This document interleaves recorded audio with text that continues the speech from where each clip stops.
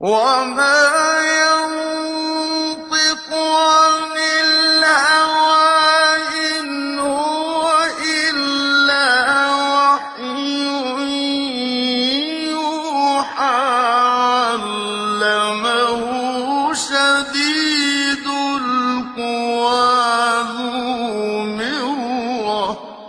بسم الله الرحمن الرحيم، والصلاة والسلام على أشرف المرسلين سيدنا محمد الأمين وعلى آله وصحبه أجمعين. اللهم اجمعنا عليك ولا تكلنا إلا إليك، لنا اللهم الحق حقا وارزقنا اتباعه، وأرنا الباطل باطلا وارزقنا اجتنابه، واجعلنا من عبادك الصالحين وأوليائك المقربين برحمتك يا أرحم الراحمين. أصبحنا وأصبح الملك لله والحمد لله لا شريك له، لا إله إلا هو وإليه النشور. أصبحنا على فطرة الإسلام وكلمة الإخلاص وعلى دين نبينا محمد صلى الله عليه وسلم وعلى ملة أبينا إبراهيم حنيفا وما كان من المشركين. Donc aujourd'hui nous allons commencer le commentaire du troisième hadith de Sahih al-Bukhari, dans lequel Imam al-Bukhari rahimahullah rapporte حدثنا يحيى بن بكير قال حدثنا الليث عن عقيل عن ابن شهاب عن عروة بن الزبير عن عائشة أم المؤمنين أنها قالت: أول ما بدأ به رسول الله صلى الله عليه وسلم من الوحي الرؤيا الصالحة في النوم، فكان لا يرى رؤيا إلا جاءت مثل فلق الصبح، ثم حبب إليه الخلاء، وكان يخلو بغار حراء فيتحنث فيه، وهو التعبد الليالي ذوات العدد قبل أن ينزع إلى أهله، ويتزود لذلك ثم يرجع إلى خديجة فيتزود لمثلها حتى جاءه الحق وهو في غار حراء، فجاءه الملك فقال: اقرأ. قال: ما أنا بقارئ. قال: فأخذني فغطني حتى بلغ مني الجهد، ثم أرسلني فقال: اقرأ. قلت: ما أنا بقارئ.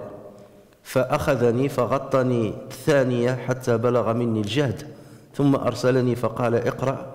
فقلت: ما أنا بقارئ. فأخذني فغطني الثالثة، ثم أرسلني فقال: اقرأ باسم ربك الذي خلق الإنسان من علق، اقرأ وربك الأكرم الذي علم بالقلم. Ça c'est que le début du hadith et on va le traduire au fur et à mesure pour ne pas vous faire attendre énormément. Donc d'après Aïcha radiyallahu anha, la mère des croyants, elle a dit: la révélation débuta chez le prophète sallallahu alayhi wa sallam par de pieuses visions qu'il avait pendant son sommeil. Pas une seule de ces visions ne lui apparut, sinon avec une clarté semblable à celle de l'aurore. Plus tard, il se prit à aimer la retraite. Il se retira alors dans la caverne de Hira, où il se livra au tahannut, c'est-à-dire à la pratique d'action d'adoration, durant un certain nombre de nuits consécutives, sans qu'il revînt chez lui. Aussi se munissait-il à cet effet de provisions de bouche.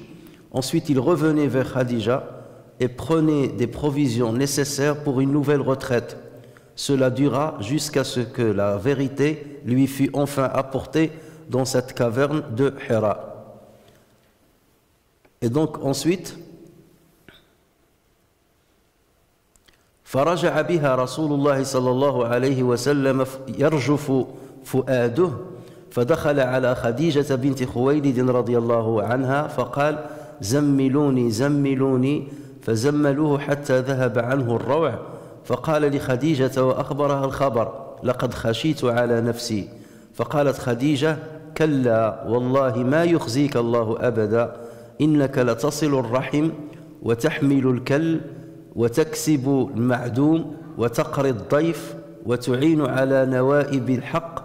فانطلقت به خديجة حتى أتت به ورقة بن نوفل بن أسد بن عبد العزى بن عم خديجة، وكان امرؤا تنصر في الجاهلية، وكان يكتب الكتاب العبراني، فيكتب من الإنجيل بالعبرانية ما شاء الله أن يكتب، وكان شيخا كبيرا قد عمي.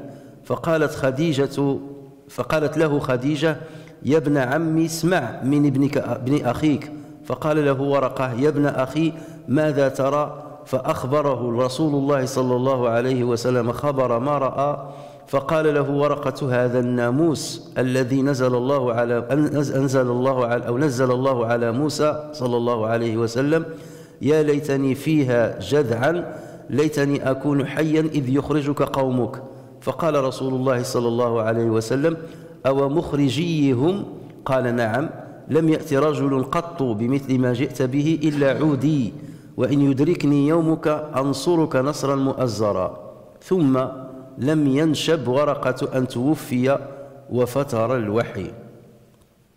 Donc l'ange vint alors le trouver et lui dit lis. Je ne sais pas lire, lui répondit le prophète sallallahu alayhi wa sallam. Il dit ça veut dire le prophète sallallahu alayhi wa sallam a dit il se saisit de moi et me serra péniblement contre lui. Il me relâcha et dit lis. Je dis je ne sais pas lire. Et il se saisit de moi et me serra péniblement contre lui une deuxième fois. Puis il me relâcha et dit lis.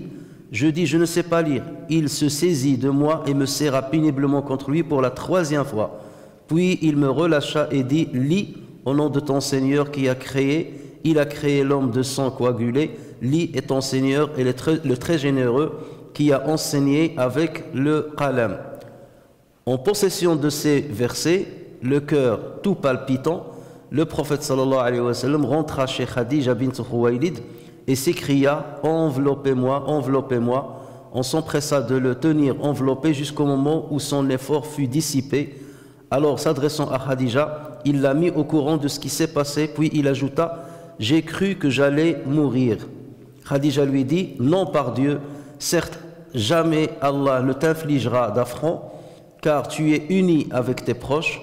Tu soutiens les faibles, tu donnes à ceux qui n'ont rien, tu héberges les hôtes et tu secours les victimes des vicissitudes du droit.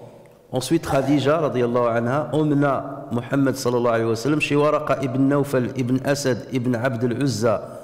Cet homme était le cousin paternel de Khadija et il avait embrassé le christianisme au temps anti-islamique, c'est-à-dire avant l'islam. Il savait tracer les caractères hébraïque et avait copié en hébreu toute la partie de l'évangile qu'Allah avait voulu qu'il transcrivît. À cette époque, il était âgé et était devenu aveugle. Khadija lui dit ô mon cousin, écoute ce qui va te dire, ou bien ce que va te dire le fils de ton frère. Waraqa répondit ô fils de mon frère, de quoi s'agit-il? Le prophète sallallahu alayhi wa sallam raconta alors ce qu'il avait vu. Waraqa dit cet ange, c'est le confident d'Allah, ou celui confident qu'Allah a envoyé autrefois à Moïse. Plus à Allah que je fusse jeune en ce moment, que je voulais être encore vivant à l'époque où tes concitoyens te banniront. Le prophète sallallahu alayhi wa sallam s'écria, ils me chasseront donc.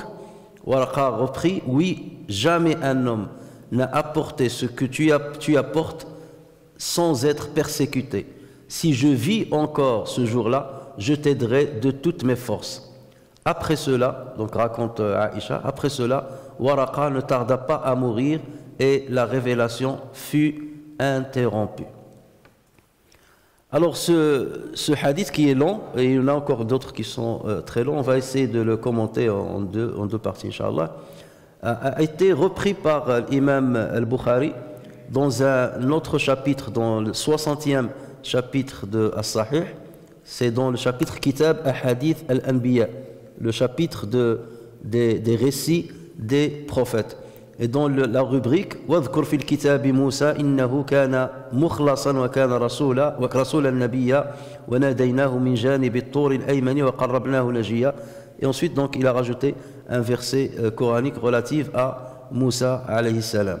Et le hadith c'est le numéro 3392e.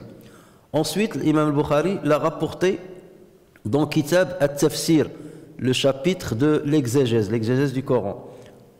Sachez que lorsque dans ce chapitre-là, l'imam al-Bukhari a commencé à reprendre sourate après sourate, et à chaque fois qu'il y a un hadith, qui a un rapport direct ou indirect avec la sourate, il le citait.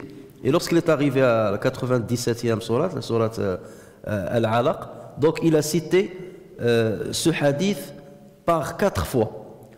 Au début du chapitre, première sous-rubrique, il a cité tout le hadith, tel qu'il l'a rédigé dans le chapitre du début de la révélation.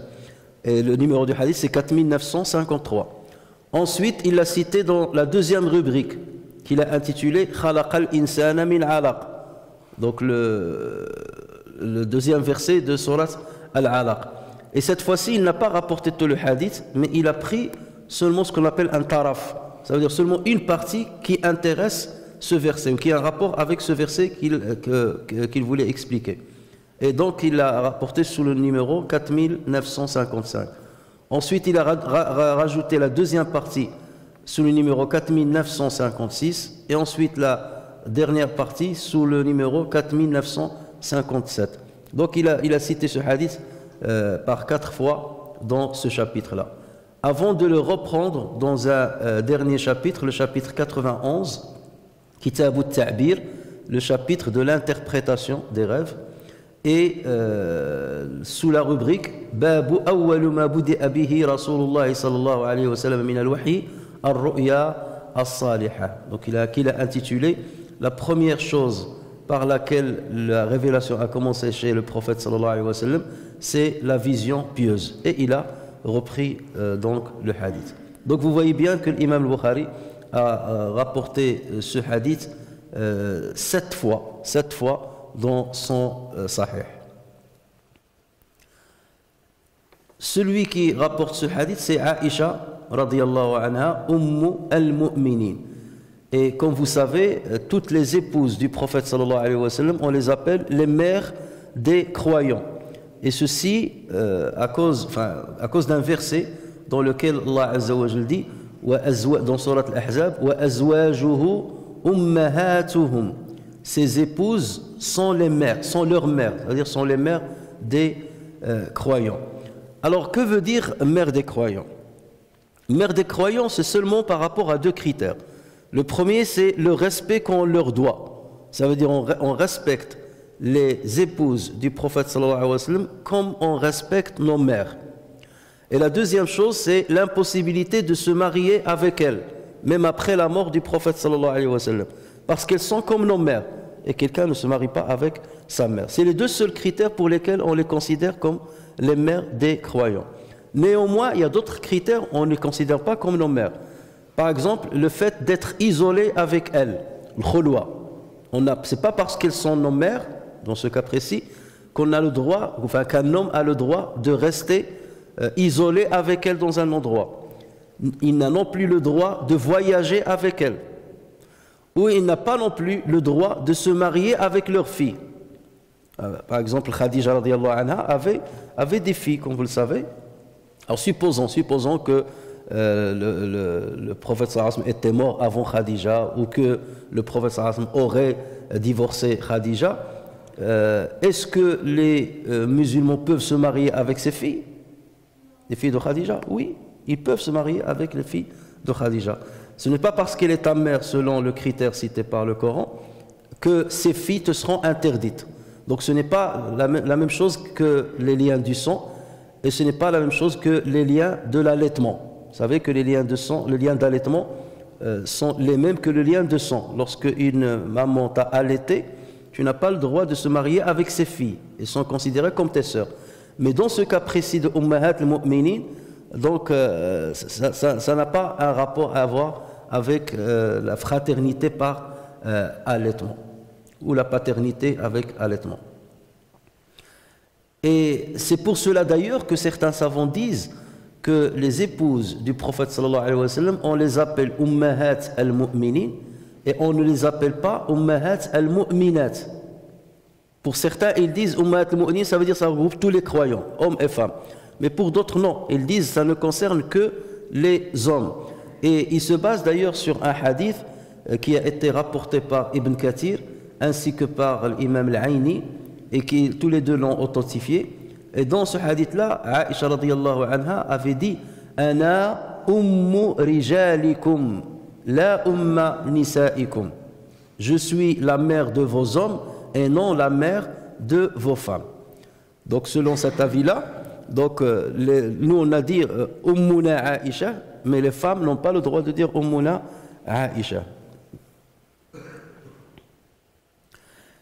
Est-ce que maintenant les savants ont discuté sur le fait, que l'on ait le droit d'appeler le prophète sallallahu alayhi wa sallam Abul Mu'minin? Est-ce qu'on peut appeler le prophète sallallahu alayhi wa sallam peut être qualifié de Abu al-Mu'minin, à l'instar de ces femmes qui sont appelées les mères des croyants?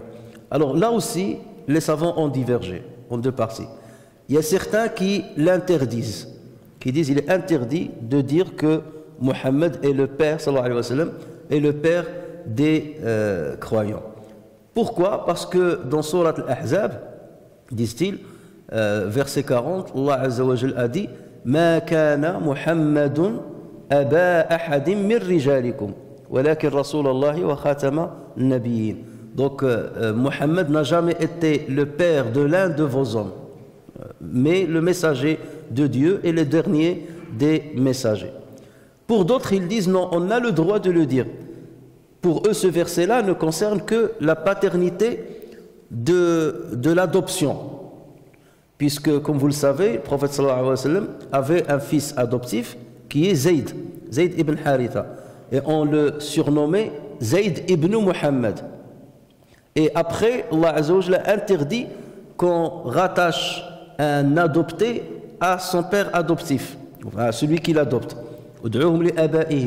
Donc il faut le nommer avec le nom de ses parents. Et c'est à partir de là que Zayd ibn Haritha fut appelé Zayd ibn Haritha. Et on n'avait plus le droit de l'appeler Zayd ibn Muhammad.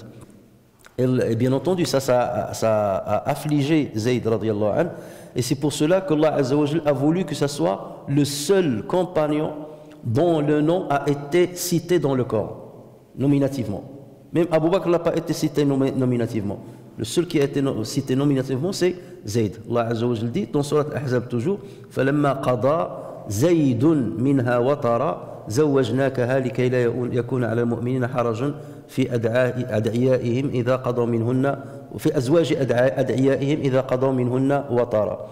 Donc là c'est pour lui rendre hommage, et ça bien entendu ça va apaiser Zayd ibn Haritha lorsqu'il verra que son nom a été cité nominativement, explicitement dans le Coran.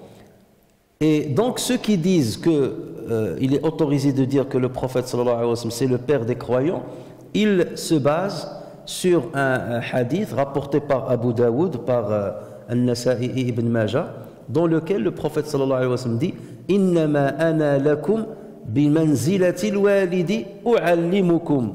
Je suis pour vous au degré d'un père qui vous enseigne. Donc là, c'est dans le sens bien entendu métaphorique. Et donc, comme il a dit, je suis comme votre père qui vous enseigne. Donc la deuxième catégorie de savants, on dit qu'on a le droit de dire que le prophète sallallahu alayhi wa sallam est le père des croyants. Alors ce hadith est rapporté, comme vous avez vu, par Aïcha radiyallahu anha. Or, Aïcha est née la troisième année, enfin 7 ans avant le Hijra. 7 ans avant le Hijra. Autrement dit, 6 ans après le début de la révélation. Et elle est morte en l'an 58 de l'Hégire. Et bien entendu, donc Aïcha n'était pas encore née lorsque le prophète sallallahu alayhi wa sallam a reçu la révélation. Pourquoi on dit qu'elle est née 7 avant l'Hijra? Parce que Aïcha radiyallahu anha, dans un hadith rapporté par Al-Bukhari et Muslim, elle a précisé qu'elle s'est mariée avec le prophète sallallahu alayhi wa sallam alors qu'il avait 9 ans. Et là, c'était juste après Al-Hijra. Voilà pourquoi donc la majorité écrasante des savants s'accorde à dire qu'elle est née avant le début de l'islam. Qu'elle est née après le début de l'islam. Après le début de l'islam. Mais il y a une polémique à ce niveau-là, puisque certains ont dit que non, elle est née bien avant et que le prophète sallallahu alayhi wa sallam s'est marié avec elle entre 13 et 19 ans. Et il se base sur un faisceau d'informations qui ne sont pas tout à fait vérifiables et ne sont pas du tout plausibles. Donc, Aïcha radiyallahu anha n'a pas suivi les événements du début de Al-Wahy. Donc, elle a rapporté cela du prophète sallallahu alayhi wa sallam. Autrement dit, c'est lui qui a dû lui donner toutes les explications à ce niveau. Et celui qui a rapporté ce hadith sur Aïcha, c'est son neveu, Urwa ibn az-Zubayr. On a parlé de lui hier. Donc Urwa, c'est le fils de Zubayr ibn al-Awwam, et il est également le fils de Asma, la fille de Abu Bakr. C'est pour ça qu'il est donc le neveu de Aïcha radiyallahu anha. Et Urwa ibn Zubayr, il est né, lui, après la mort du prophète sallallahu alayhi wa sallam. Il est né en l'an 23 de l'Hégire et il est mort en l'an 94 de l'Hégire. Et il est considéré comme faisant partie des 7 grands jurisconsuls de Médine, ce qu'on appelle al-Fuqaha al-Sab'a, Fuqaha al-Madina al-Sab'a. Il y avait 7 grands jurisconsultes à Médine, et c'est eux d'ailleurs qui ont transmis énormément de sunna. Et l'imam Malik, quelque part, est considéré comme leur arrière-héritier. C'est eux qui ont diffusé toute la tradition prophétique à Médine et ailleurs, puisque les gens visitaient énormément Médine, notamment lors du pèlerinage. Et Urwa ibn Zubayr en faisait partie. Donc il a ramené énormément de hadiths sur sa tante, puisque lorsqu'il était jeune, il allait voir Aïcha radiyallahu anha pour lui poser des questions sur ce que disait le prophète sallallahu alayhi wa sallam. Et donc il a rapporté directement ces hadiths aux autres. Et son fils Hisham ibn Urwa a rapporté sur lui ces hadiths. Donc vous voyez toujours le lien dont on a parlé dans le préambule de ce cours, le lien qu'il y a toujours entre les compagnons et ceux qui ont rapporté plus tard les hadiths et qui les ont consignés par écrit. Alors commençons donc déjà par la première partie, taraf al-awwal de ce hadith. La révélation débute, Aïcha disait, radiyallahu anha, la révélation débute chez le prophète sallallahu alayhi wa sallam par de pieuses visions qu'il avait pendant son sommeil. Pas une seule de ces visions ne lui apparut, sinon avec une clarté semblable à celle de l'aurore. Alors donc Aïcha a dit أول ما بدأ به رسول الله صلى الله عليه وسلم من الوحي الرؤيا. Il faut savoir qu'il y a une différence en arabe entre الرؤيا avec l'alif, le même deux da, et الرؤيا avec le ta, marbota, et entre الرأي. Donc vous voyez qu'ils ont la même racine. الرؤيا, الرؤيا, الرأي. الرؤيا, c'est la vision dans le rêve, toujours. Lorsque vous voyez الرؤيا avec l'alif, c'est la vision dans le rêve. Lorsque vous entendez parler de ru'ya, c'est la vision avec les yeux, c'est-à-dire en étant éveillé. Et lorsqu'on parle de ra'i, c'est la vision de l'esprit. Ra'i, ça veut dire l'opinion. Donc ici, bien entendu, Aïcha radiyallahu anha, elle parle de ru'ya, donc ce qui prouve que c'est la vision pendant le sommeil. Et elle l'a qualifié de ru'ya as-saliha. Saliha veut dire ru'ya as-sadiqa, la vision véridique, pendant bien entendu le sommeil. Ça veut dire quoi ru'ya saliha? Ça veut dire c'est une vision explicite. Donc ça n'a rien à voir avec ce qu'on appelle darthul ahlam, au pluriel adrathul ahlam, c'est-à-dire l'amas de visions qui n'ont aucun sens et qui sont un petit peu mélangées. Non, le prophète sallallahu alayhi wa sallam faisait au départ des rêves qui étaient explicites, comme s'il était éveillé. Et tout ce qu'il voyait, il se réalisait exactement comme il l'a vu. Donc c'est comme s'il a vu que la situation 2 fois de la même manière, sauf qu'une fois c'était dans le rêve et l'autre fois c'était dans la réalité. Et c'est pour cela qu'il l'a comparé avec la clarté de l'aurore. Falaq as-subh, le falaq c'est la clarté. Qul a'udhu bi rabbil falaq. Le falaq c'est la clarté de l'aube, de subh, lorsque le soleil se lève. Donc le prophète sallallahu alayhi wa sallam voyait tout ce qu'il voyait dans la réalité, ce qu'il voyait dans ses rêves. Et Ibn Hajar al-Asqalani rahimahullah rapporte sur l'imam al-Bayhaqi que la durée pendant laquelle le prophète sallallahu alayhi wa sallam faisait ses rêves, on va les appeler des rêves prémonitoires, était de 6 mois avant de recevoir la révélation à proprement dit. 6 mois, selon ce récit-là, nous fait remonter au mois de Rabi' al-Awwal, puisque nous savons très bien que le Coran a été révélé au prophète sallallahu alayhi wa sallam pendant le mois de Ramadan. Shahr Ramadan alladhi unzila fihi al-Qur'an. Inna anzalnahu fi laylati al-Qadr. Donc si on remonte 6 mois avant Ramadan, on va tomber dans Rabi' al-Awwal. Et Rabi' al-Awwal, c'est le mois de la naissance, c'est le mois de l'anniversaire de la naissance du prophète sallallahu alayhi wa sallam. D'accord? Ça veut dire que lorsque le prophète sallallahu alayhi wa sallam a terminé 39 ans, c'est là où les visions prémonitoires ont commencé à apparaître chez lui. D'accord? Et 6 mois après, c'est là où il a reçu la révélation de Jibril alayhi as-salam.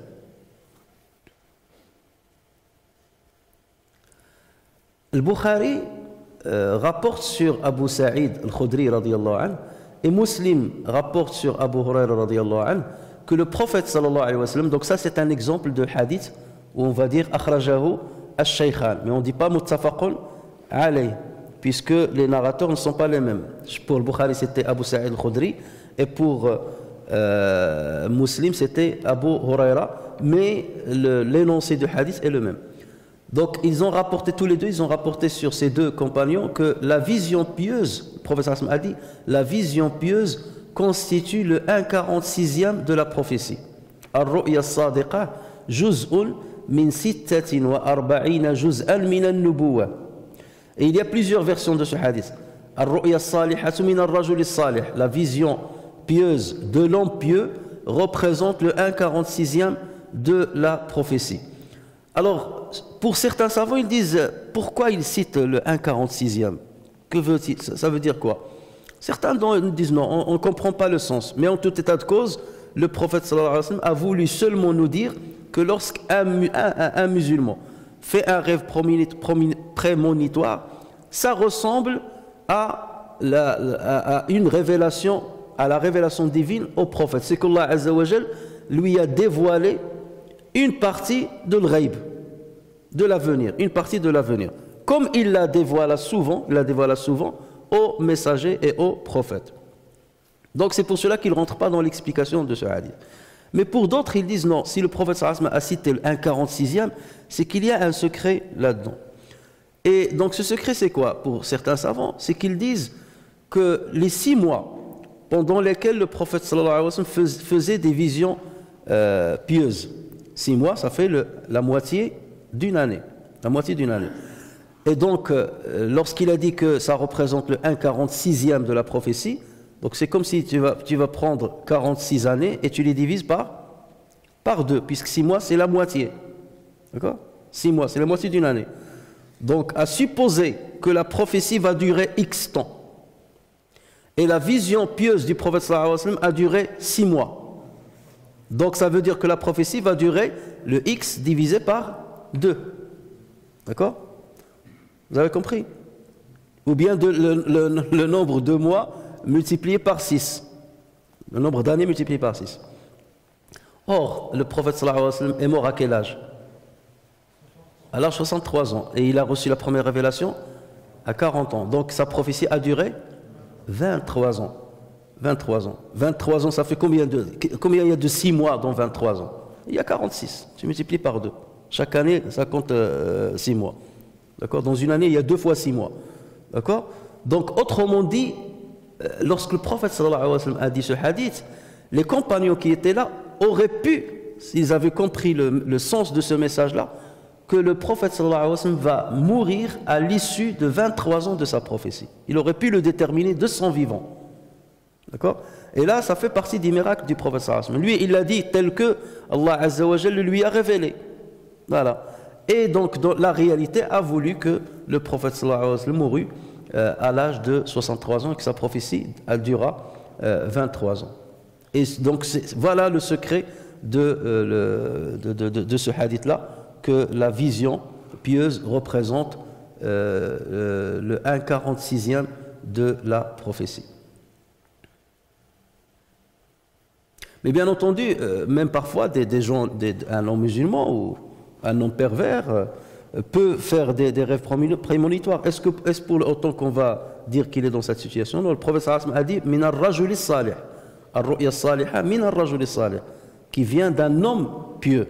Donc la piété est une exigence pour considérer qu'Allah Azza wa Jal lui a montré cela. Mais Allah Azza wa Jal peut le montrer à d'autres personnes seulement pour leur prouver justement que le ghaib, il est déjà décidé. Et quelque part, votre vie, elle est déjà tracée. Et voilà, je vais vous dévoiler une petite partie. Et ça nous arrive souvent d'être dans des situations où on dit mais c'est exact comment ce dont j'ai rêvé. Et on ne s'en rappelle que lorsqu'on vit la situation. Vous dites, mais cette situation, je l'ai vue exactement, cette assise ou cette parole et ainsi de suite. Et ça, c'est parmi les miracles qu'Allah Azza wa Jalla nous donne pour prouver la réalité de tout ce qu'il nous a révélé à travers le Coran et la parole du prophète sallallahu alayhi wa sallam. Donc ça, c'est la première partie du hadith. La deuxième partie du hadith. Plus tard, donc dit Aïcha radiyallahu anha, plus tard, il se prit à aimer la retraite. Il se retira alors dans la caverne de Hira où il se livra au tahannut, c'est-à-dire la pratique d'actes d'adoration. Ensuite, elle continua, durant un certain nombre de nuits consécutives, avant qu'il revînt chez lui. Aussi se munissait-il à cet effet de provisions de bouche. Ensuite, il revenait vers Khadija et prenait les provisions nécessaires pour une nouvelle retraite. Alors, c'est Allah Azza wa Jal qui a fait aimer au prophète sallallahu alayhi wa sallam la retraite. La retraite, ça veut dire il s'isolait, il quittait les gens et il s'isolait dans la caverne de Hira. Et bien entendu, cette isolation était importante parce que c'était une préparation pour la réception de Al-Wahi. Allah Azza wa Jal a voulu purifier son cœur, il a voulu qu'il quitte toutes les préoccupations de la vie quotidienne et s'isoler comme ça pour commencer à méditer et pour justement que la réception de Al-Wahi ne soit pas trop brusque pour lui. Parce que imaginez qu'il était dans ses préoccupations et tout ça, et le Wahi qui arrive d'un seul coup. Non, le fait de rester toute cette période-là, déjà, les rêves prémonitoires. Donc là, déjà, il va dire, mais qu'est-ce qui se passe? C'est anormal ce qui m'arrive. Personne n'a raconté ce que je vis là. De voir tout de suite toujours les mêmes rêves qui se répètent exactement comme je les ai vus. Et ensuite, donc, le fait de rester tout seul pendant des jours et des jours, on va dire combien de temps? Ça a duré un mois. Ça a duré un mois. Donc imaginez un mois il faisait des allers-retours, mais sans fréquenter personne, au sommet d'une montagne, à réfléchir. Nous savons que l'isolation est très importante pour quelqu'un qui veut méditer. Et même dans notre vie de croyants, l'isolement des gens est louable de temps en temps, parce que ça permet de mener des rétrospections, et ça permet un petit peu d'évaluer le parcours de notre vie, et de voir nos priorités dans la vie.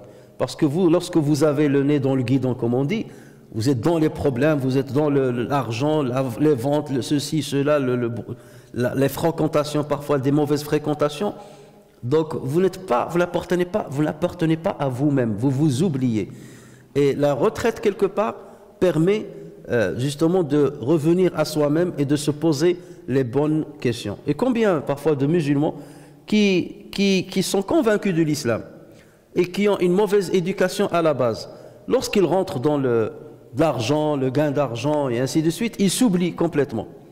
Et c'est à l'instar d'un commerçant qui a besoin de temps en temps d'arrêter tout et de faire un inventaire pour voir ce qu'il a rentré, ce qu'il a perdu. Et ça, bien entendu, on arrête la vente, on arrête tout pour faire l'inventaire. Et nous, on a besoin de ceci. Mais s'isoler d'une manière définitive, là, bien entendu, c'est interdit en islam. S'isoler de temps en temps, ça, bien entendu, c'est louable. Et même certains savants disent qu'il y a moyen de faire al-khalwa dans le jalwa, c'est-à-dire de faire la retraite tout en étant en promiscuité avec les gens. Et le prophète sallallahu alayhi wa sallam a dit alladhi yukhalitu an-nas wa yasbiru ala adahum khayrun mimman la yukhalitu an-nas wa la yasbiru ala adahum. Celui qui fréquente les gens et patiente devant leur mal est mieux que celui qui ne fréquente pas les gens et qui ne patiente pas devant leur mal. Donc le musulman doit fréquenter les gens, il doit être sociable, il doit enseigner, il doit conseiller, il doit vendre, acheter, et donc cette promiscuité est nécessaire. Mais de temps en temps, on a besoin de cette retraite spirituelle. Et Ibn Ata al-Sakandari, il disait idfin wujudaka fi ardil khumul fama nabata mimma lam yudfan la yatimmu nitajuh. Enterre-toi dans le sol de l'anonymat, parce que tout ce qui pousse sans être enterré ne fructifie pas. Une graine, pour qu'elle pousse, il faut l'enterrer, il ne faut pas qu'elle soit visible. D'accord ? Il faut l'enterrer dans la terre de l'anonymat. Là, elle va donner ses racines et ensuite il va donner ses branches. Et c'est exactement pareil. Lorsqu'on mène donc notre vie, on a besoin de temps en temps de certains arrêts. Ça peut être chez toi, ou par exemple pendant une nuit, tu réfléchis, ou tu prends une heure où tu vas réfléchir, c'est quoi ma vie, qu'est-ce que je fais, est-ce que c'est le bon choix, la route que je suis, c'est le bon choix, est-ce que je ne dois pas changer mon mode de vie, quelle est ma relation avec Dieu, quelle est ma relation avec la mosquée, quelle est ma relation avec le Coran, et ainsi de suite. La grotte de Hira se trouve à 4 km du nord-est de la Mecque et se trouve au sommet, pour les frères qui l'ont déjà visité lors de l'Umrah ou lors de l'Hajj, elle se trouve au sommet de la montagne An-Nour. On l'appelle aussi la montagne Al-Islam, le mont Al-Islam, Jabal Al-Islam ou Jabal An-Nour. Et cette montagne n'est pas, elle est à son sommet arrive à 634 mètres de hauteur. Et la grotte dans laquelle s'isolait le prophète sallallahu alayhi wa sallam était toute petite pour ceux qui l'ont visité, donc vous avez vu comment elle était. Elle est toute petite, elle ne peut contenir que 4 à 5 personnes maximum. Et il est très serré. Et le prophète sallallahu alayhi wa sallam se livrait à at-tahannuth. Ça c'est le mot choisi par Aïcha radiyallahu anha. At-tahannuth. Et at-tahannuth vient du mot al-hinth. وَكَانُوا يَصِرُّونَ عَلَى الْحِنْثِ الْعَظِيمِ. Le hinth, c'est le péché. Et at-tahannuth, tahannatha, ça c'est ce qu'on appelle fi'lun salbi. C'est un verbe on ne va pas dire négatif, mais c'est un verbe qui signifie qu'on se débarrasse de ce à quoi il fait référence. Donc tahannuth, c'est le fait de se débarrasser de l'hinth. Et l'hinth, c'est le péché. Donc tahannuth, ça veut dire se débarrasser des péchés. C'est ça ce que ça veut dire tahannuth. Et donc, dans le hadith rapporté par le Bukhari, entre guillemets, il a mis wa huwa ta'abbud, et c'est l'adoration. D'accord? Qui a dit c'est l'adoration? Est-ce que c'est Aïcha? Non, c'est pas Aïcha qui a dit ça. Comment on sait que c'est pas Aïcha?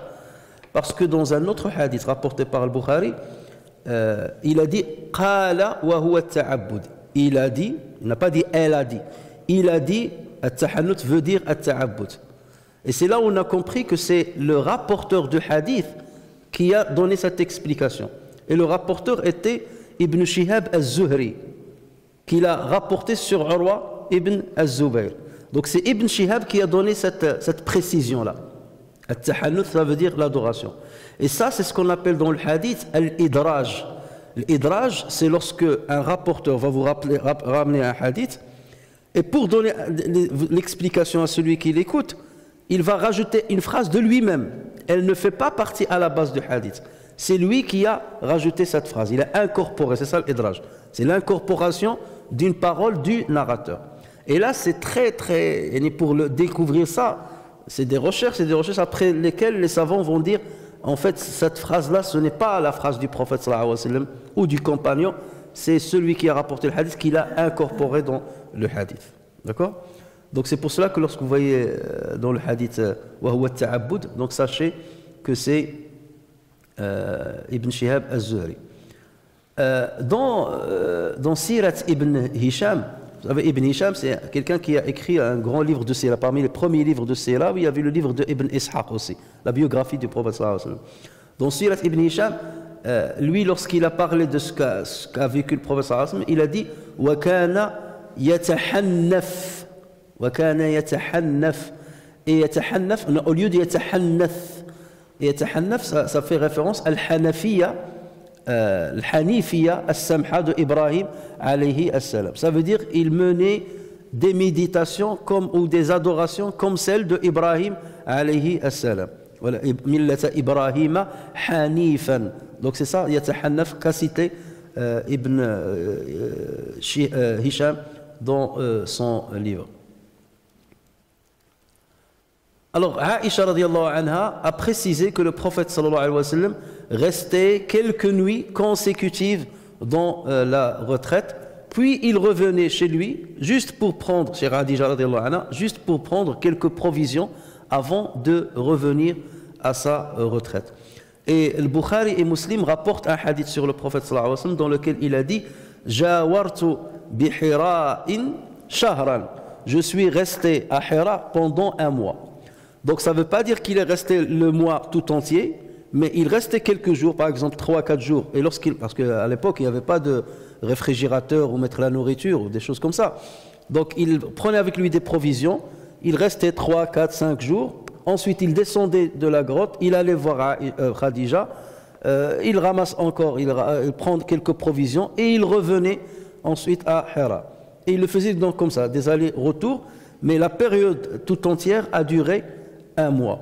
Et pour Ibn Ishaq, dans la sira de Ibn Ishaq, ce dernier rapporte que c'était le mois de Ramadan. Donc, pendant tout le mois de Ramadan, il est resté dans la grotte de Hira.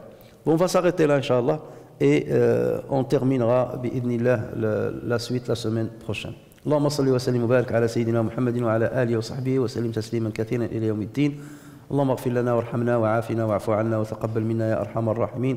ربنا آتنا من لدنك رحمة وهيئ لنا من أمرنا رشدا. اللهم اغفر وارحم وتجاوز عما تعلم إنك أنت الأعز الأكرم. وصل اللهم وسلم وبارك على محمد وعلى آله وصحبه أجمعين. سبحان ربك رب العزة عما يصفون وسلام على المرسلين والحمد لله رب العالمين.